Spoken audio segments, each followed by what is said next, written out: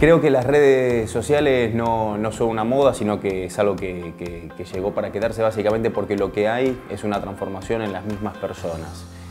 Creo que cada vez hay más gente con ganas de conectarse, de compartir, de intercambiar conocimiento, y las redes sociales están acompañando estos procesos que yo creo que son más que nada procesos culturales. Por eso las redes sociales vienen a acompañar esto, y no es que va a pasar y se va a disolver todo, porque creo que el movimiento es un movimiento cultural y cada vez va a estar más fuerte todo este tema de redes a nivel tecnológico y a nivel presencial.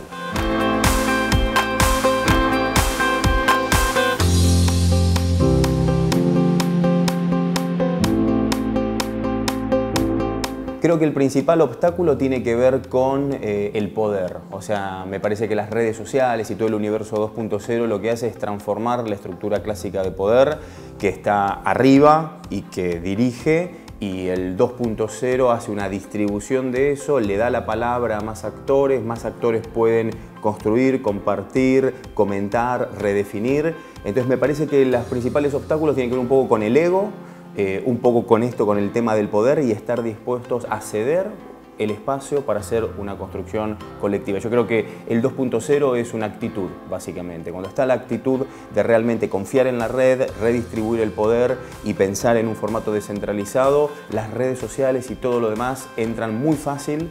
Y bueno, básicamente entonces hay que estar dispuesto a dar este primer paso, que es un paso, desde mi punto de vista, actitudinal.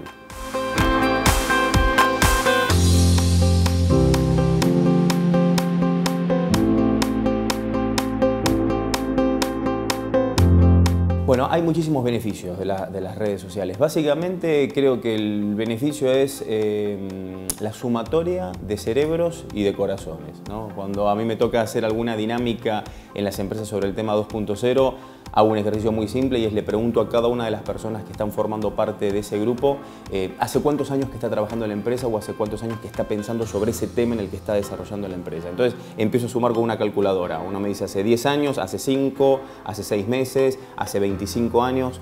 Cuando terminamos de dar la vuelta, vemos el resultado y a veces nos da 400 años, es decir, 4 siglos de conocimiento. Entonces creo que la red social a nivel corporativo y a nivel justamente amplio, a nivel de comunidad, lo que nos brinda es una sumatoria de conocimiento, una sumatoria de emociones, y siempre todos van a ser más inteligentes que uno. Entonces lo que se trata es, me parece, de aprovechar todo este excedente cognitivo que hay a nivel social, a nivel corporativo, ponerlo al servicio de un objetivo, poder encauzar a la gente en una meta, y si más cerebros están pensando al mismo tiempo, hay más conectividad, esto va a generar obviamente mucho más compromiso, más sentido de pertenencia.